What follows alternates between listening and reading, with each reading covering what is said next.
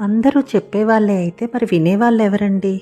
ఎవరికైతే వినే అలవాటు ఉందో వాళ్ళే విజయం సాధిస్తారు. విజయానికి నిశ్శబ్దానికి విడదీయరాని సంబంధం ఉంది. తెలివి తక్కువ వాడిని అతని మాటల ద్వారా గుర్తించొచ్చు. అదే తెలివైన వాడిని అతని నిశ్శబ్దాన్ని బట్టి అంచనా వేయొచ్చు. ఎవరికైనా సరే ఎప్పుడు ఎక్కడ ఎంతసేపు మాట్లాడాలో తెలిసి ఉండాలి. అవసరం ఉన్నా లేకపోయినా ఎక్కువగా మాట్లాడేవాడికి విలువ ఉండదు. అతని మాటలను కొట్టిపడేసే వాళ్ళే ఎక్కువ ఉంటారు. తెలివైన వాడు మాటలు చాలా తక్కువగా వాడతాడు. ఎక్కువగా మాట్లాడే వాళ్ళు విజయానికి అంచు దూరంలోనే ఉండి మధ్యలోనే ఆగిపోతారు. అధికంగా మాట్లాడడం వల్ల వచ్చే సమస్యలను తీర్చుకోవడంలోనే వారి సమయం గడిచిపోతుంది. మెదడు శక్తి కూడా సన్నగిల్లుతుంది. నిశ్శబ్దంగా ఉండడం వల్ల మెదడు తన శక్తిని ఆలోచనలకే కేటాయిస్తుంది. దీనివల్ల మంచి నిర్ణయాలు తీసుకునే అవకాశం అయితే ఉంటుంది.